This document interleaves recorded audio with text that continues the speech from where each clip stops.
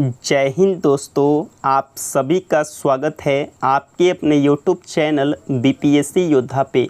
दोस्तों आज के इस वीडियो में हम डिस्कस करेंगे लूसेंट सामान्य अध्ययन का 18वां संस्करण, जो कि आज के इस वीडियो में हम पेज नंबर 2 को डिस्कस करेंगे। दोस्तों बता दूं कि हमने डेली जो है एक एक पेज का सीरीज स्टार्ट किया है और एक पेज में लगभग आपके 100 प्रश्न होते हैं। तो हम आज के इस वीडियो में हम पेज नंबर 2 से हमने ऑब्जेक्टिव फॉर्मेट में क्वेश्चन को तैयार किया है, जिसमें दोस्तों टोटल आपके 100 प्रश्न हैं। तो इन 100 प्रश्न को इस वीडियो में देखने वाले हैं।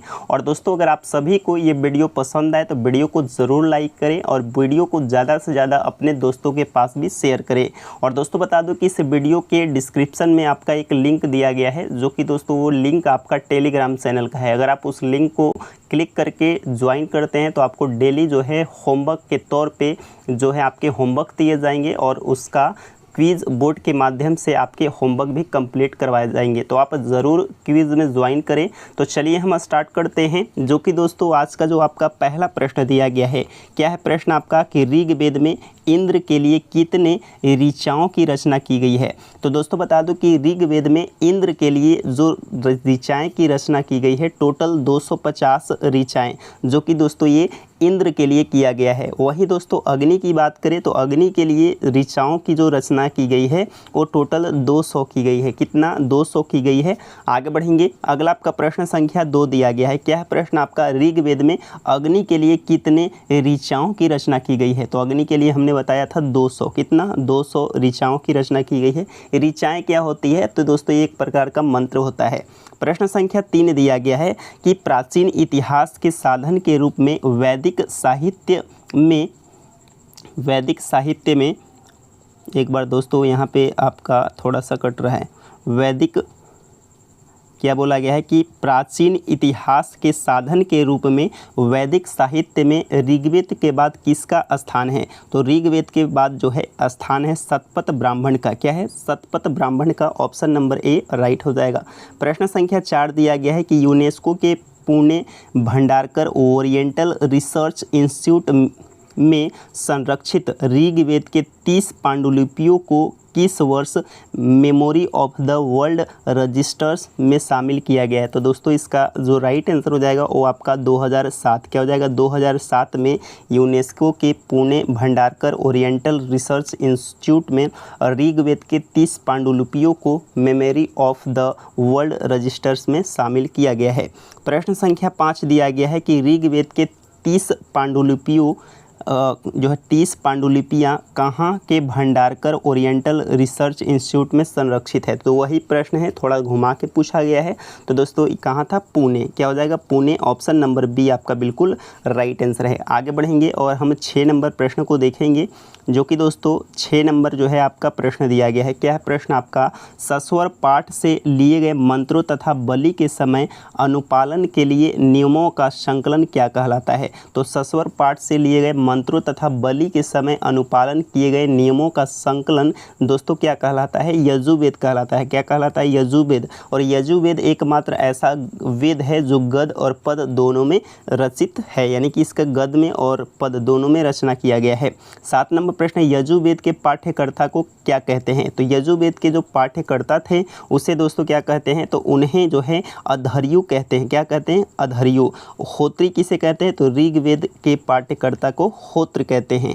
आगे बढ़ेंगे, अगला आपका प्रश्न संख्या जो है 8 दिया गया है। 8 नंबर आपका प्रश्न दिया गया है कि किस वेद में यज्ञों के नियमों और विधि विधानों का संकलन है। तो दोस्तों इसका जो राइट आंसर हो जाएगा वो दोस्तों आपका हो जाएगा यजुर्वेद। क्या हो जाएगा? Yajurveda. Option number C right है।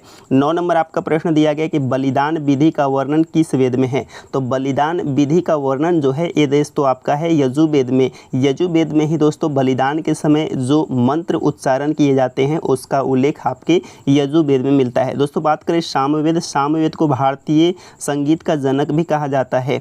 और दोस्तों अथर्ववेद, इसमें दोस्तों जादू टोना पाप वशीकरण के बारे में जिक्र किया गया है। सबसे प्राचीन वेद जो है वो आपका ऋग्वेद है और सबसे नया जो वेद है वो दोस्तों आपका अथर्ववेद है। क्या है? अथर्ववेद है। ये भी बातें आपको ध्यान में रखना है। आगे बढ़ेंगे, प्रश्न संख्या जो है आपका 10 दिया गया है। क्या है प्रश्न आपका? कौन सा वेद गद्य और पद दोनों में है। हमने जस्ट बताया था गद्य और पद में एकमात्र वेद जो है वो आपका यजुर्वेद है। क्या है? यजुर्वेद। ऑप्शन नंबर बी आपका बिल्कुल राइट आंसर है। आगे बढ़ेंगे और हम 11 नंबर प्रश्न को देखेंगे। 11 नंबर जो आपका प्रश्न दिया गया है, क्या है प्रश्न आपका? शाम का शाब्दिक अर्थ क्या है? तो दोस्तों बता दूं कि शाम का जो जो शाब्दिक अर्थ होता है वो दोस्तों क्या होता है? गान होता है। क्या होता है? गान। ऑप्शन नंबर बी राइट है।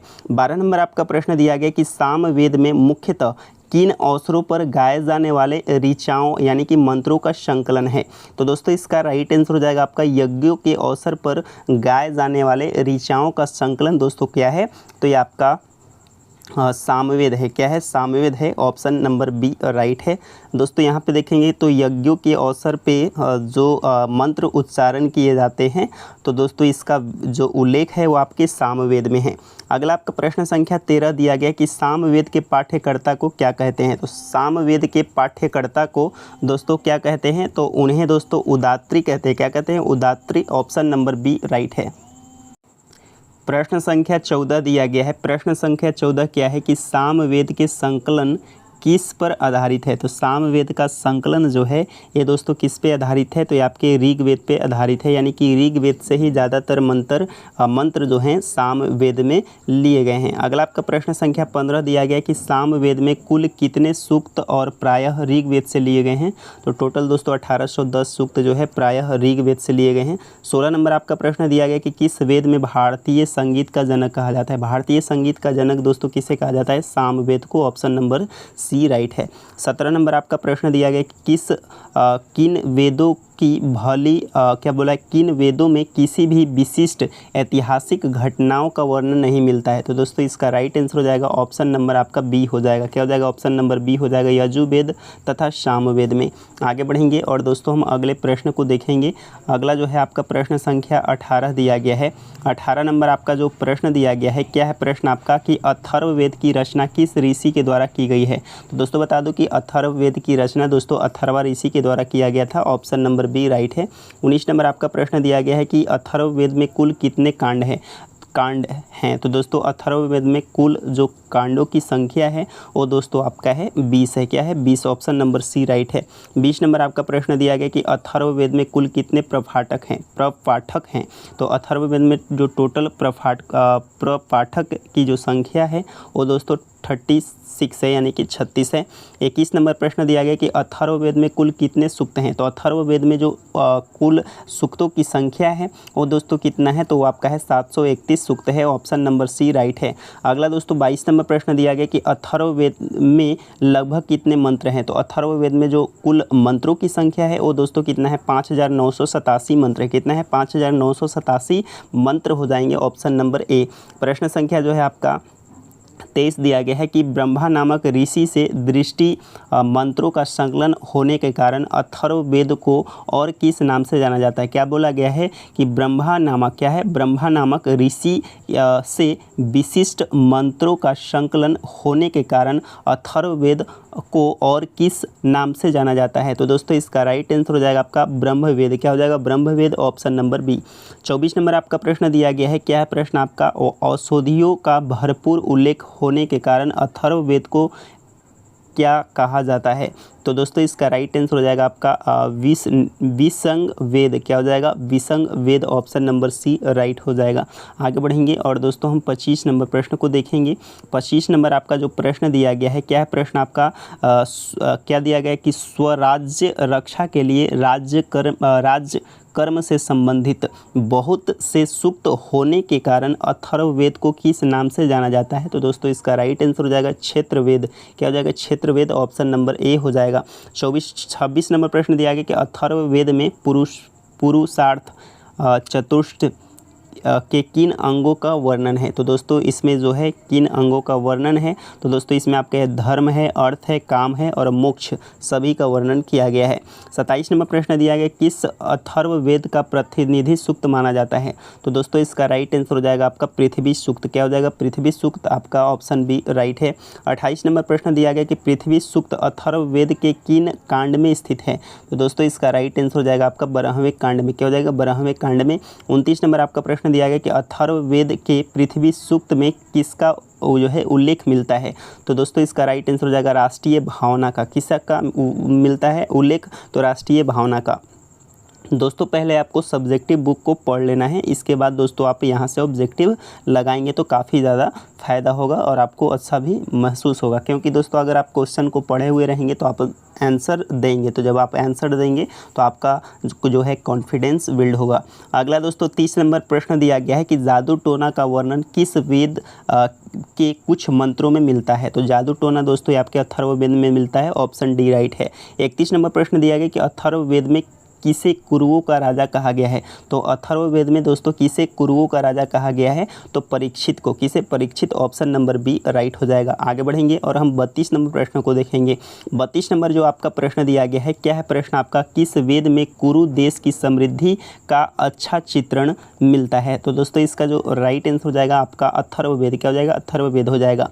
33 नंबर प्रश्न दिया गया कि अथर्ववेद में किसे जो है प्रजापति की 2 पुत्रियां कहा गया है। तो प्रजापति की 2 पुत्रियां दोस्तों किसे कहा गया है, सभा एवं समिति, ऑप्शन नंबर ए राइट है। अगला प्रश्न दिया गया कि ऋग्वेद से जुड़ी एकमात्र जीवित शाखा कौन सी है। तो शाकल शाखा हो जाएगा, ऑप्शन नंबर बी।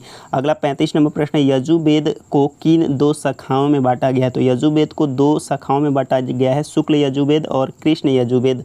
36 नंबर प्रश्न आपका माध्यदीन और कार्णव किस यजुर्वेद की शाखाएं हैं। तो दोस्तों इसका राइट आंसर हो जाएगा ऑप्शन नंबर बी हो जाएगा, शुक्ल यजुर्वेद का। अगला प्रश्न है शुक्ल यजुर्वेद संहिता को और किस नाम से जाना जाता है। तो दोस्तों इसका राइट आंसर हो जाएगा आपका वाजसनेय, क्या हो जाएगा, वाजसनेय संहिता, ऑप्शन नंबर ए। 38 नंबर प्रश्न, निम्नलिखित में से कौन सी शाखा कृष्ण यजुर्वेद से जुड़ी नहीं है। तो कृष्ण यजुर्वेद से जुड़ी कौन सी शाखा नहीं है, तो आपका राइट आंसर हो जाएगा मध्य नदीन। ये दोस्तों आपके कृष्ण यजुर्वेद से जुड़ी एक शाखा नहीं है। वो अगला 39 नंबर प्रश्न, कैथुम, रणनीय और जैमिनीय किस वेद की शाखाएं हैं। तो दोस्तों इसका राइट आंसर हो जाएगा आपका सामवेद, क्या है, सामवेद की शाखाएं हैं। आगे बढ़ेंगे। अगला दोस्तों प्रश्न संख्या जो है 40 दिया गया है। 40 नंबर आपका प्रश्न दिया गया कि जैमिनीय शाखा को और किस नाम से जाना जाता है। तो जैमिनीय शाखा को और किस नाम से जाना जाता है, तो राइट आंसर हो जाएगा तलवकार, क्या हो जाएगा, तलवकार।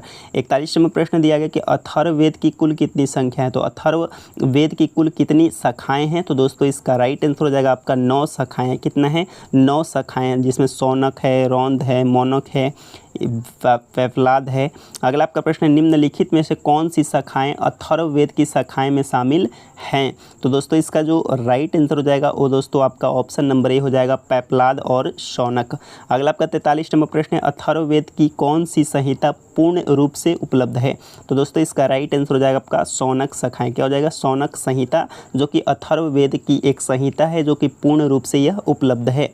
अगला प्रश्न है कि अथर्ववेद की पेपलाद संहिता वर्तमान में किस रूप में उपलब्ध है। तो दोस्तों इसका राइट आंसर हो जाएगा आपका ऑप्शन नंबर बी हो जाएगा, क्या हो जाएगा, अपूर्ण उपलब्ध, क्या है, अपूर्ण उपलब्ध है। अगला आपका 45 नंबर प्रश्न, सबसे प्राचीन वेद कौन सा है। तो आप सभी को पता होगा ऋग्वेद सबसे प्राचीन वेद है। 46 नंबर आपका प्रश्न दिया गया, सबसे बाद का वेद कौन सा है। सबसे बाद में जो जोड़ा गया वेद था वो दोस्तों अथर्ववेद था, ऑप्शन नंबर डी राइट है।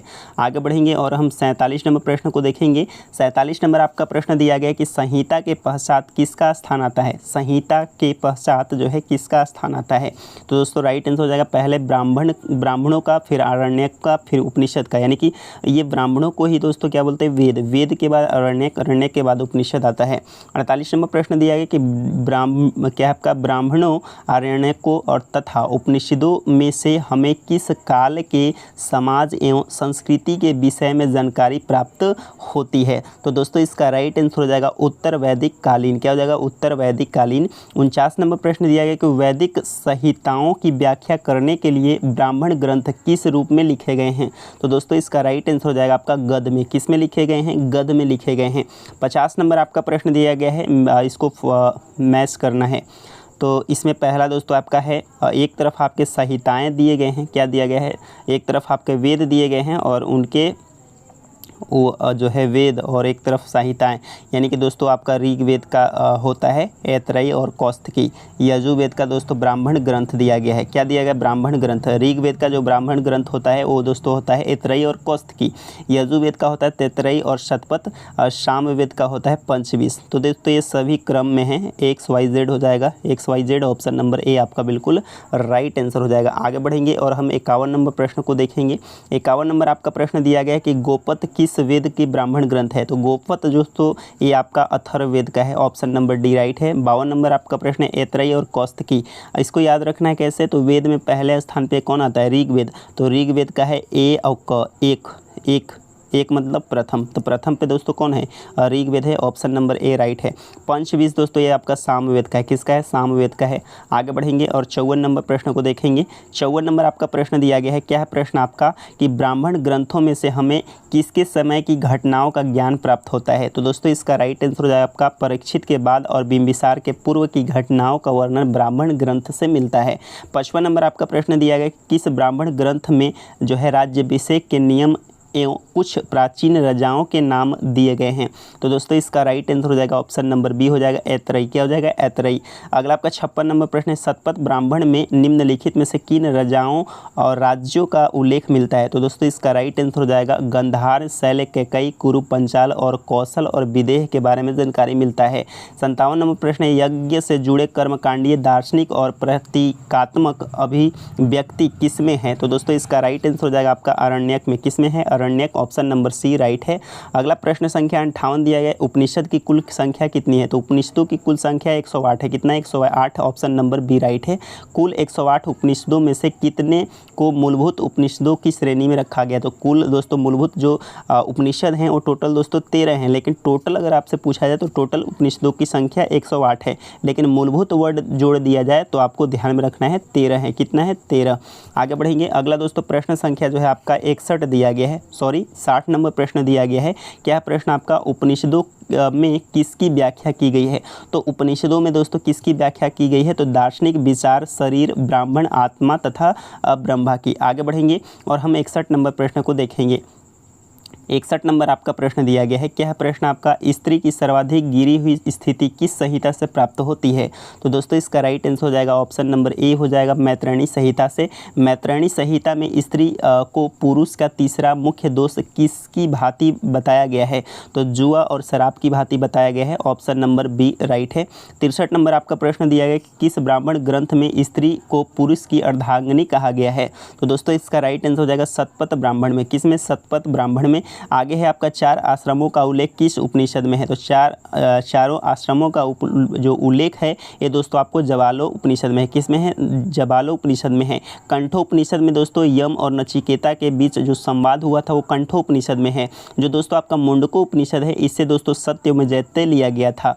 छांदोग्य उपनिषद जिसमें दोस्तों आपके जो वैष्णव धर्म थे यानी कि दोस्तों श्री कृष्ण के बारे में बताया गया है छांदोग्य उपनिषद में। अगला आपका 65 नंबर प्रश्न दिया गया कि स्मृतियों में सबसे प्राचीन एवं प्रमाणिक किसे माना जाता है? तो मनु स्मृति को माना जाता है, ऑप्शन नंबर बी राइट है। 66 नंबर प्रश्न है, मनु स्मृति किस काल का मानक ग्रंथ है? तो ये शुंग काल का मानक ग्रंथ है, ऑप्शन नंबर बी राइट है। 67 नंबर है, कौन सी स्मृति गुप्त काल के विषय में जानकारी प्रदान करती है? तो दोस्तों इसका जो राइट आंसर हो जाएगा वो दोस्तों आपका हो जाएगा नारद स्मृति। क्या हो जाएगा? नारद स्मृति। आगे बढ़ेंगे। अगला आपका 68 नंबर प्रश्न दिया गया है, क्या है प्रश्न आपका? विशुद्ध रूप से न्याय संबंधी ग्रंथ कौन सा है? विशुद्ध रूप से न्याय संबंधी जो ग्रंथ है वो दोस्तों आपका है नारद स्मृति। क्या हो जाएगा? नारद स्मृति। 69 नंबर प्रश्न है, नारद स्मृति में कुल कितने जो है प्रकरण और श्लोक हैं? तो दोस्तों 18 जो है आपके प्रकरण हैं और 1028 श्लोक हैं। 70 नंबर प्रश्न दिया गया कि नारद स्मृति में किन नियमों और निपटारे की प्रक्रिया का विस्तार से वर्णन है? तो दोस्तों इसका राइट आंसर हो जाएगा आपका समाज में होने वाले विवादों, ऋण, व्यापार, संपत्ति, उत्तराधिकार, विवाह, अपराध, दंड आदि का उल्लेख नारद स्मृति में किया गया है। आगे बढ़ेंगे। अगला आपका 71 नंबर प्रश्न दिया गया कि वेदों को भली भांति समझने के लिए कितने वेदांगों की रचना की गई है? तो 6 वेदांग है, शिक्षा, ज्योतिष, कल्प, व्याकरण, निरुक्त और छंद हैं। 72 नंबर आपका प्रश्न, निम्नलिखित में से कौन सा अंग 6 वेदांगों में शामिल नहीं है? तो दोस्तों आपके शिक्षा, कल्प भी है, व्याकरण, ज्योतिष भी है, निरुक्त और छंद है, लेकिन उपनिषद और आरण्यक नहीं है। तो दोस्तों इसका जो राइट आंसर हो जाएगा ऑप्शन नंबर डी हो जाएगा। अगला आपका 73 नंबर प्रश्न दिया गया है कि वेदांगों के संदर्भ में निरुक्त का क्या अर्थ है? तो निरुक्त का जो अर्थ होता है वो दोस्तों होता है शब्दों का व्युत्पत्ति शास्त्र, ऑप्शन नंबर सी। 74 नंबर प्रश्न है आपका, वेदांगों के संदर्भ में शिक्षा क्या शिक्षा का क्या अर्थ है? तो शिक्षा का जो अर्थ होता है वो दोस्तों होता है शुद्ध उच्चारण शास्त्र। क्या होता है? शुद्ध उच्चारण शास्त्र। ऑप्शन नंबर ए राइट हो जाएगा। आगे बढ़ेंगे। अगला दोस्तों प्रश्न संख्या जो है आपका 75 दिया गया है। 75 नंबर प्रश्न दिया गया कि वेदांगों के संदर्भ में कल्प का क्या अर्थ है? तो वेदांगों के संदर्भ में जो कल्प का अर्थ होता है वो दोस्तों होता है कर्मकांडीय विधि। क्या होता है? कर्मकांडीय विधि।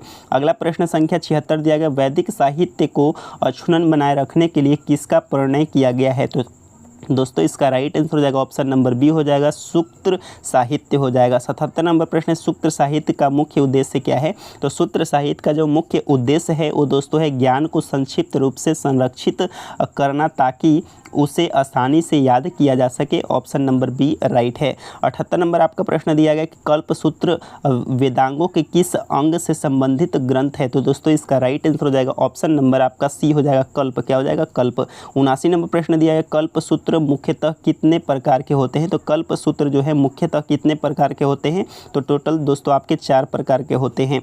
अगला दोस्तों आपको मैथ्स करना है। मैथ्स करना है दोस्तों आपका स्रोत सूत्र जो है यज्ञ विधि, गृह सूत्र गृहस्थ धर्म, इसके बाद दोस्तों आपका है धर्म सूत्र धार्मिक आचरण, फिर इसके बाद है शूल्य सूत्र यज्ञ वेदियों का ज्यामिति। तो दोस्तों इसका जो राइट आंसर हो जाएगा ऑप्शन नंबर ए हो जाएगा XYZW, जो कि दोस्तों सभी जो है एकदम लाइन से मैच किए गए हैं। इसमें जो स्रोत सूक्त जो है ये आपका यज्ञ विधि से संबंधित है, गृह सूत्र दोस्तों ये आपके गृहस्थ धर्म से है, और धर्म सूत्र धार्मिक आचरण से है। इसके बाद शूल्य सूत्र जो है आपके यज्ञ वेदियों की उत्पत्ति से है।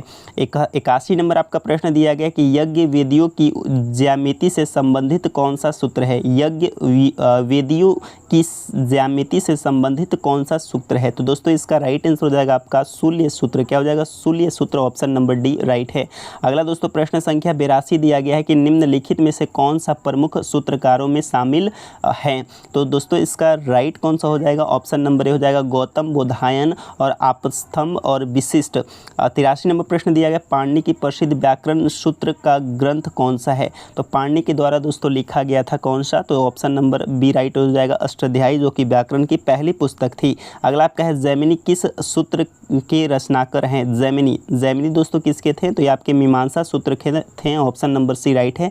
सूत्रों को सबसे प्राचीन किसे माना जाता है? तो गौतम सूत्र को सबसे प्राचीन माना जाता है। ऑप्शन नंबर ए राइट है। 86 नंबर प्रश्न है, भारतीय ऐतिहासिक कथाओं का सबसे अच्छा क्रमबद्ध विवरण मिलता है? तो दोस्तों ये किससे मिलता है? पुराणों में मिलता है। किसमें? पुराणों में। ऑप्शन नंबर सी राइट है। पुराणों के रचयिता कौन माने जाते हैं? तो लोमहर्ष तथा उनके पुत्र उग्रश्रवा माने जाते हैं। 88 नंबर प्रश्न, लोमहर्ष के पुत्र का क्या नाम था जिसने पुराणों के रचयिता माने जाते हैं? तो दोस्तों उग्रश्रवा। ऑप्शन नंबर ए राइट है। आगे बढ़ेंगे और 89 नंबर प्रश्न को देखेंगे। अगला दोस्तों प्रश्न संख्या जो है आपका 89 दिया गया है। क्या है प्रश्न आपका? पुराणों की कुल संख्या कितनी है? 18 पुराण है। कितना पुराण है? 18 पुराण है। दोस्तों वेद की बात करें, वेद 4 हैं, वेदांग 6 हैं, उपनिषद कितने हैं? 8 हैं, मूलभूत उपनिषद कितने हैं? 13 हैं। इसके बाद पुराणों की संख्या कितने हैं? 18 हैं।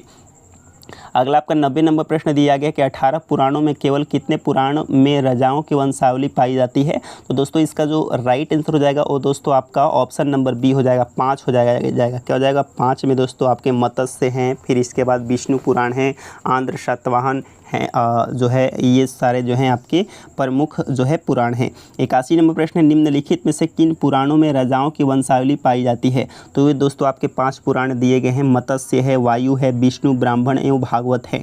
92 नंबर प्रश्न दिया गया है कि विष्णु पुराण किस वंश से संबंधित है? तो दोस्तों बता दो कि विष्णु पुराण जो है ये दोस्तों आपके मौर्य वंश से संबंधित हैं। ऑप्शन नंबर ए आपका बिल्कुल राइट आंसर है।